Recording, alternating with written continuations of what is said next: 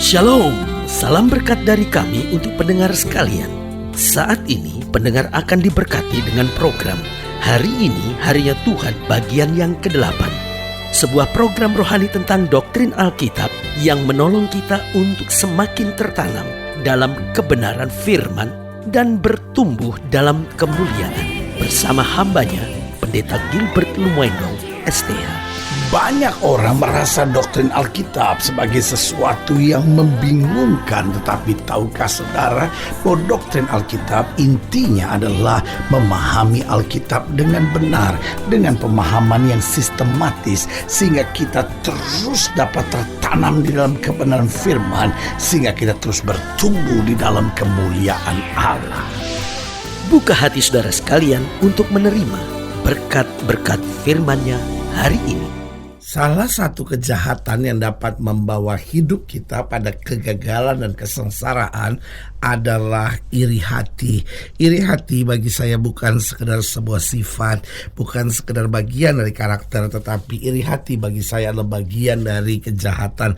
Artinya apa? Kita harus bertobat, kita harus mengakui kesalahan kita, dan kita harus bereskan. Kalau tidak, iri hati ini akan terus menggerogoti kita, membuat hidup kita gagal dan menuntun hidup kita pada kesengsaraan.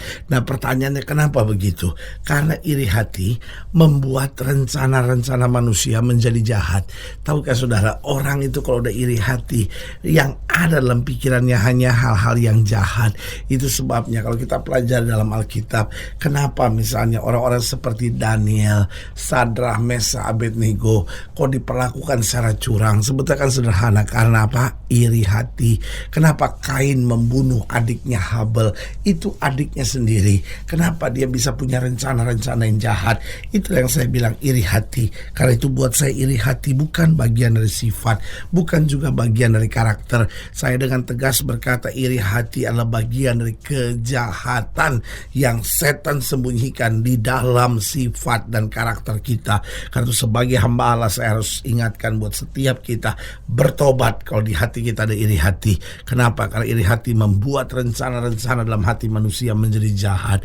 Yang kedua, saya pelajari iri hati membuat manusia tidak peka akan suara Tuhan. Ketika Kain mau membunuh adiknya Habel, Tuhan bicara kepada Kain, "Kenapa engkau panas hati?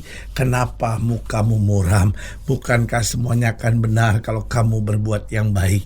Artinya apa? Alkitab sedang ingatkan kita bahwa Tuhan berbicara, Tuhan menuntun, Tuhan memberitahu, dan Tuhan mengingatkan supaya tidak mengambil jalan yang salah. Tetapi sebagai hamba Allah ini yang saya mau ingatkan, orang kalau udah iri hati tidak akan peka, tidak akan sensitif lagi terhadap suara Roh Kudus. Karena itu buang iri hati supaya kita bisa peka dan sensitif terhadap suara Roh Kudus. Yang ketiga, saya pelajari iri hati membuat manusia menjadi nekat. Saudara, orang kalau ada iri hati, waduh nekat sekali, bisa maki orang, bisa lakukan tindakan-tindakan yang jahat. Karena orang kalau udah iri hati, pikirannya jadi pendek. Karena itu sebagai hamba Allah saya mau bilang, jangan sampai kau ada iri hati. Iri hati bukan hanya menyengsarakan diri kita sendiri, tapi iri hati juga menyengsarakan orang di sekitar kita. Karena itu belajarlah menyadari apapun yang Tuhan buat dalam hidup saya itu terbaik. Jangan pernah iri kepada siapapun, karena setiap orang Tuhan sendiri yang punya rencana spesial dalam kehidupannya. Haleluya. Dan yang keempat, yang terakhir saya pelajari, kalau kita bicara iri hati ini membuat manusia tidak tahu malu. Orang kalau ada iri hati, saudara-saudara ya, itu bisa ngomongin orang, bisa maki orang, bisa lakukan tindakan-tindakan yang aneh-aneh, gak tahu malu. Makanya sebagai hamba Allah saya hanya mau ingatkan buat setiap kita sekalian, mari kita buang iri hati dan kita taruh ketulusan di dalam hati kita. Haleluya.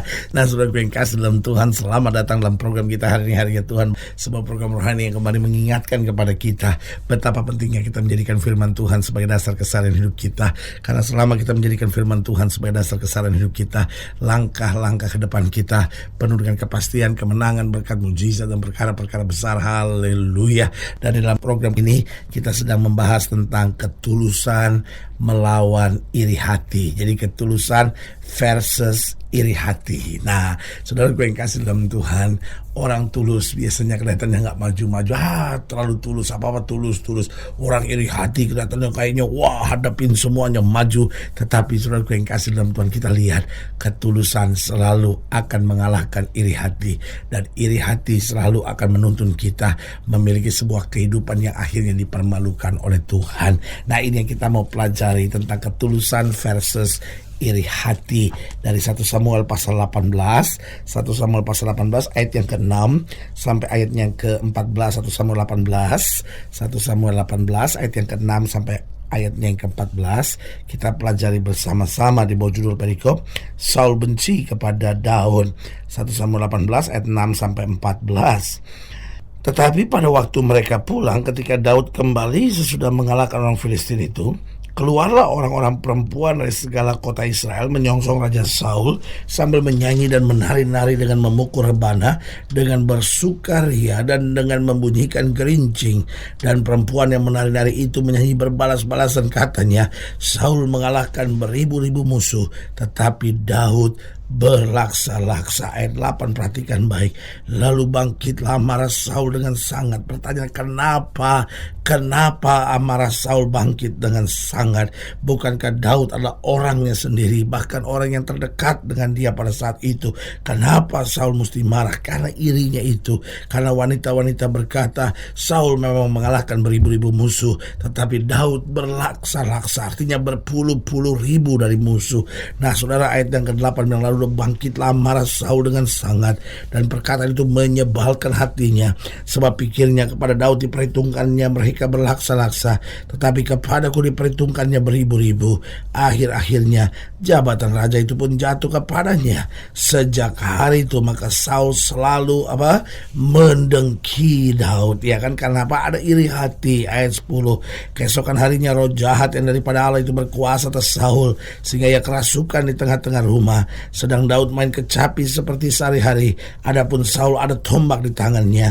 Saul melemparkan tombak itu karena pikirnya, baiklah aku menancapkan Daud ke dinding. Tetapi Daud mengelaknya sampai 2 kali. Saul menjadi takut kepada Daud karena Tuhan menyertai Daud, sedang daripada Saul ia telah undur. Sedang itu Saul menjauhkan Daud dari dekatnya dan mengangkat dia menjadi kepala pasukan 1000, sehingga ia berada di depan dalam segala gerakan tentara. Tujuannya supaya kalau ada penyerangan maka Daud yang lebih dahulu mati. Tetapi ayat 14 bilang apa?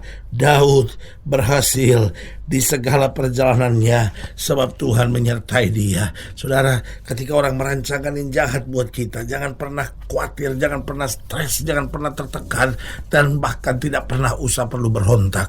Sebagai hamba Allah, saya hanya mau ingatkan buat saudara, justru dimanapun Tuhan tempatkan kita, pasti ada maksud yang khusus yang Tuhan sediakan.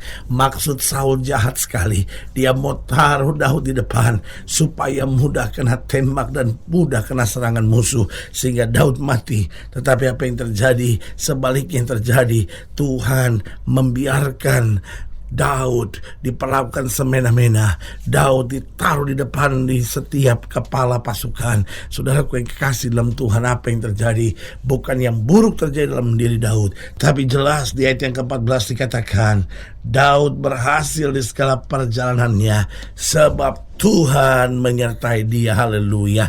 Saudaraku yang kasih dalam Tuhan, berarti kita bisa ambil kesimpulan bahwa persoalan Daud dan Saul yang utama adalah karena Daud tetap menjaga ketulusan hatinya, sementara Saul telah dipenuhi oleh iri hati. Saudaraku yang kasih dalam Tuhan, selalu saya bilang, siapapun yang menyimpan iri hati, dia hancur. Siapapun yang menyimpan iri hati, dia adalah orang-orang yang tertekan. Siapapun yang menyimpan iri hati, hidupnya selalu menjadi batu sandungan buat orang lain. Karena itu sebagai hamba Allah, saya yang mau ingatkan buat saudara, persoalan antara Daud dan Saul sederhana. Daud tetap menjaga ketulusan, sementara Saul telah dipenuhi oleh iri hati. Nah, saudaraku yang kasih dalam Tuhan, kalau kita mau lihat perbandingan antara ketulusan dengan iri hati, yang pertama saya pelajari, ketulusan membuat seseorang menjadi kuat.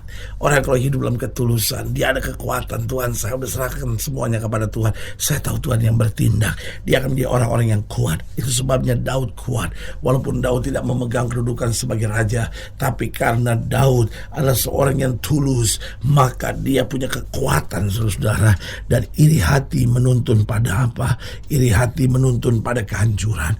Orang kalau hidup dalam iri hati, awalnya boleh kelihatannya baik, awalnya kelihatannya boleh kelihatan luar biasa, tetapi orang kalau hidup dalam iri hati, pasti ujung-ujungnya hanya kehancuran dan penderitaan yang menjadi bagian dalam hidupnya. Yang kedua, saya pelajari bahwa ketulusan menuntun pada berkat, tetapi sebaliknya iri hati menuntun pada kutuk. Selama hidup kita pada ketulusan, maka ada saja berkat Tuhan yang tercurah dalam hidup kita. Tetapi kalau kita hidup dalam iri hati, tidak peduli tahu sehebat apapun kita, ujung-ujungnya yang ada adalah kutuk turun dalam hidup kita. Yang ketiga, saya pelajari ketulusan menyenangkan Tuhan, sementara iri hati menyenangkan setan. Tahukah saudara, ketika engkau hidup dalam ketulusan, tanpa kau sadari engkau sebenarnya sedang memuliakan Allah. Karena dalam ketulusan kita dapat menjadi saksi Tuhan yang luar biasa. Tetapi sebaliknya, setan senang kita hidup dalam iri hati, kita hidup dalam kebencian, karena ujung-ujungnya akan menghancurkan hidup kita sendiri. Karena itu ketulusan menyenangkan Tuhan, sementara iri hati menyenangkan setan. Yang keempat, saya pelajari ketulusan menjadikan hidup kita berkat, sementara iri hati menjadikan hidup kita batu sandungan. Tahukah saudara, ketika engkau hidup dengan tulus hati, banyak orang diberkati. Sementara ketika engkau hidup dalam iri hati, hidupmu akan menjadi batu sandungan. Engkau boleh saja nyumbang gereja, engkau boleh saja nyumbang pekerjaan sosial, tapi kalau hidupmu penuh dengan iri hati, hidupmu selalu jadi batu sandungan buat orang lain. Karena apapun perbuatan baik yang kau buat, seringkali hanya untuk menonjolkan dirimu sendiri. Yang kelima, saya pelajari ketulusan membawa damai, sementara iri hati hanya membawa pada kebencian.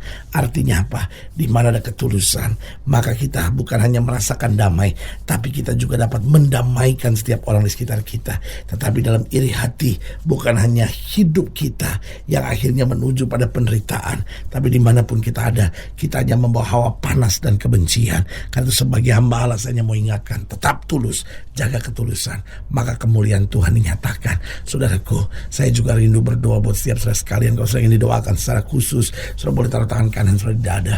Sementara saudara yang lain yang ingin mungkin mengenal kami lebih jauh, saudara bisa berkirim surat, saudara bisa menelpon dan menghubungi kami, dan juga saudara dapat berkunjung pada alamat website kami, karena kami ada untuk membawa Bapak Ibu saudara senantiasa lebih dekat pada Tuhan dan mengalami kasih kuasa mujizat yang luar biasa. Saudara yang mau didoakan sekarang boleh taruh tangan kanan saudara di dada, dan saya mau berdoa. Bapa, dalam nama Yesus, hamba doa buat yang sakit, hamba doa buat yang berbeban berat, hamba doa untuk setiap mereka yang sedang membutuhkan mujizat Tuhan jamah, dan juga hamba doa untuk setiap mereka yang taruh tangan kanannya di dada, karena mungkin hari-hari ini sedang dipenuhi dengan iri hati, atau mungkin ada orang yang sedang iri sama mereka dan mereka rindu untuk hidup dalam ketulusan. Bapa, kami berdoa di dalam nama Yesus, sehingga kami hidup dalam ketulusan dan memandang kekudusan Tuhan. Di dalam nama Yesus kami berdoa, haleluya, amin.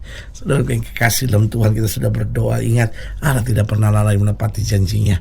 Inilah saatnya buat kita untuk bangkit bersemangat, bersuka cita dalam menghadapi segala perkara, karena kita tahu Yesus hidup, Yesus berkuasa, dan selalu menyediakan yang terbaik buat anak-anaknya. Doa saya menyertai saudara. Sampai berjumpa pada program berikut, dan jangan lupa jadikan hari ini harinya Tuhan. Haleluya.